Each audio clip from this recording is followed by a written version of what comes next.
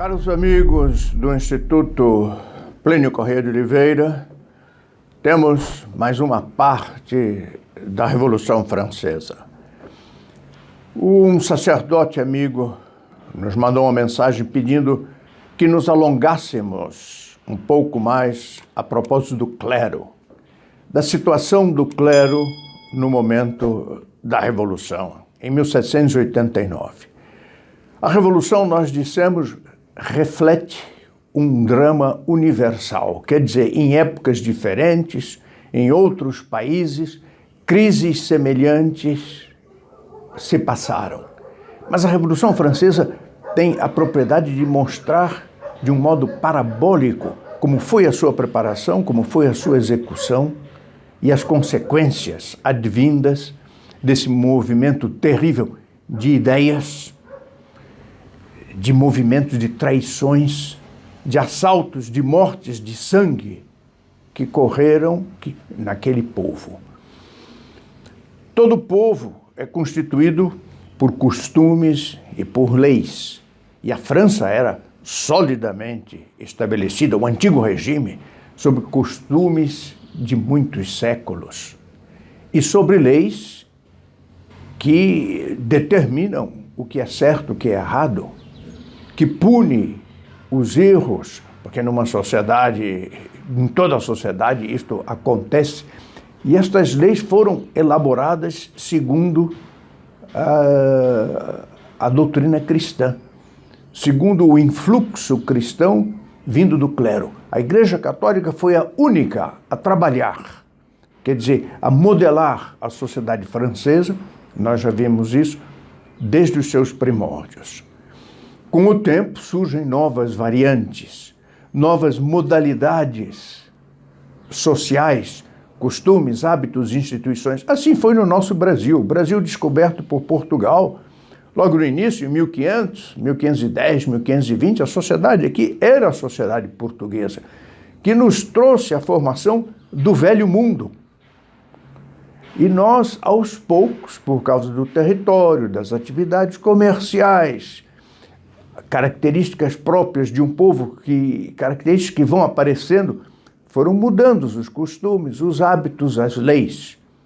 Mas isso é normal. Na França, foram 50 gerações a sedimentar um modo de ser, a destilar um modo de exercer a autoridade que transformou aquele país, no fim do século XVIII, no país certamente o mais brilhante da Europa. A autoridade, ela deve observar, ela deve cuidar do bem comum. Na formação de novos hábitos, na formação de novos costumes, é preciso que uma autoridade, e esta autoridade foi a Igreja Católica, possa secundar, não é determinar, mas possa secundar o nascimento, o surgimento de modos de ser que exprimem a mentalidade do povo. Essa autoridade, que zela pelo bem comum, é a guardiã da ordem. E a guardiã da ordem era o clero. Eram as grandes instituições estabelecidas pela Igreja. Ora, o clero, novamente, no momento da voragem terrível da Revolução Francesa, qual era o estado do clero, como ele se comportou naquele momento? É preciso dizer que, ao lado de defeitos que nós veremos, e defeitos graves, mas o clero tinha força e grandeza às vésperas da Revolução. Suas catedrais, suas abadias, os santos que povoaram o território francês, tudo aquilo impregnou profundamente o povo. E o povo vivia à sombra do campanário da igreja. Vivia ao lado das torres das catedrais. E o camponês, por exemplo, todo ele inspirado no modo de ser dos conventos, o patriarca, o pai de família, logo que a noite descia sobre aquelas regiões e que era hora do jantar, Era o único momento em que todos se reuniam, porque durante o dia, trabalhos diferentes, um no arado, o outro na forja, um terceiro mais distante, cuidando dos animais que se tinham alongado, comiam como podiam, levavam a sua mochila, mas a noite era sagrada. E se punha à mesa o patriarca, à cabeceira da mesa, puxava as orações, ele de costas para a lareira, é preciso contar com o frio europeu, em cima da lareira um crucifixo, mais abaixo, imagem de Nossa Senhora, do santo local venerado, porque não havia região que não tivesse dado 1, 2, 3, vários santos, a Igreja Católica. Feitas as orações, ele sentava e com ele, não só os seus familiares, mas os seus empregados também. Eram 20, 22, 25 pessoas. As moças que trabalhavam em casa tomavam lugar. O chefe do arado, aquele que era encarregado de abrir os sulcos na terra e cultivar, sobretudo os cereais, o trigo, principalmente, mas também as favas para os animais e outras verduras para os homens também. O ferreiro era muito importante para ferrar os animais, consertar os carros de transporte. O encarregado da estrebaria era a força motora, eram os animais, e assim por diante.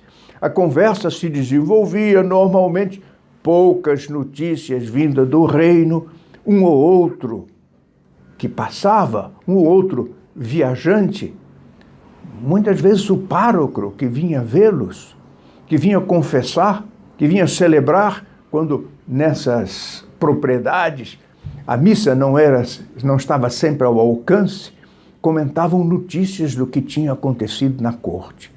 Mas normalmente a conversa se desenvolvia ali no local, sobre os acontecimentos locais. Terminada a refeição, o patriarca camponês, quando sabia ler, nem sempre, não fazia falta a leitura. Mas quando sabia ler, ele lia uma passagem da Sagrada Escritura e comentava. Depois o catecismo. Em geral era um filho que sabia ler e que lia. E o catecismo tinha arguição. Todos tinham que saber o catecismo. Mas novas orações e o silêncio era estabelecido na propriedade. De longe em longe, o uivo do lobo, ou os cães, o latido dos cães, alguma reis que se manifestava, mas normalmente baixava com a cortina da escuridão, uma cortina imensa do sossego, da calma em toda a região. A esposa, depois de ter organizado a casa, lavado os pratos, ela também se recolhia. Isso quanto aos camponeses. O Estado, oficialmente o Estado rezava pela voz da igreja. Havia missas, por exemplo, em caso de guerra, se celebravam missas pedindo o sucesso das armas naquele instante. Se a guerra era perdida, rezavam pelos mortos. Era o De Profundis, rezavam pelos mortos. Se era vitória, era o Te Deum. E todos participavam. Nobreza, povo, os pequenos comerciantes ou grandes comerciantes, era grande festa, porque a guerra tinha terminado. Assim, em torno da igreja, a vida se organizava, e eles queriam que fosse assim. Não só o camponês, mas aqueles artesãos da cidade, os que esculpiam, os que cortavam as pedras para a construção das casas, não havia o cimento. Outros que exerciam profissões simples, eles viviam do conselho dos párocos, da visita dos bispos, das festas religiosas. Eles amavam isso, queriam isso. Mas quanto ao clero, às vésperas da Revolução Francesa, infelizmente o fervor tinha diminuído enormemente. Houve um esfriamento. O protestantismo tinha deixado dentro da Igreja Católica o jansenismo. O jansenismo que copiava a dureza dos protestantes no modo de rezar, de conceber a Deus, um rigorismo áspero. E se esfriou muito a religião. Um século antes da Revolução Francesa, o grande santo São Luís Maria Grignon de Montfort, pregando a devoção marial, foi muito combatido por bispos já tomados pelo jansenismo. Maria não era necessária. Segundo eles, segundo a concepção jansenista errada. E assim muitos se afastavam da igreja. Aqueles que viam nela a vida, doçura e esperança foram ensinados que estavam enganados. Não era assim, era, antes de tudo, um rigor. Deus condenava aqueles que eram imperfeitos. Ora, isso ocasionou um afastamento da igreja, um esfriamento. E quando a igreja não influencia a sociedade, é a sociedade que influencia a igreja. Começou uma dissolução dos costumes, modos frívolos de se comportar, cada vez mais festas, cada vez mais bailes e danças, um endeusamento da vida terrena, um mundanismo que se espelhava no modo de decorar a casa, no modo de se vestir, já voltados, sobretudo, para a sociedade, que era uma sociedade brilhante. Cantos, poesias, novas danças que surgiam vinda de outros países. E a igreja, a fé, o culto, ficou como uma obrigação oficial, na qual se ia, por assim dizer, automaticamente, mas já o coração não pulsava como antes pulsava de amor por Deus e por sua mãe, a Virgem Maria. O iluminismo, a filosofia da Revolução Francesa, eu repito, nós estamos falando das vésperas da Revolução Francesa, tirou muito proveito disto. Penetrou no mundo católico, lançou dúvidas sobre a fé. Eles tinham os seus clubes onde eles se reuniam, tinham as suas associações que difundiam aquela mentalidade filosófica ateia. Não era ainda ateia, era deísta, mas muito fria. Quantos membros do clero aderiram a isto? Inúmeros aderiram. Tinham em Voltaire, em Diderot, em Jean-Jacques Rousseau, que pregavam o iluminismo anticatólico, tinham neles intelectuais de valor, inteligente, com ideias brilhantes. Por quê? Porque tinha se amortecido a fé, e com o amortecimento da fé, novas ideias não vinham à tona.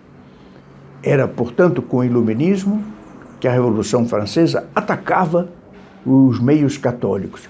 E com a perda do fervor no clero, esses meios enfraquecidos cederam e, tendo cedido, foi a catástrofe, veio a sua catástrofe. Mortes, perseguições, o que nós veremos na próxima vez, no próximo capítulo. Chegamos ao final de mais um vídeo. Aqui ao meu lado estão aparecendo alguns vídeos recomendados. Não se esqueça, inscreva-se nesse canal e faça parte dessa reação pelo Brasil.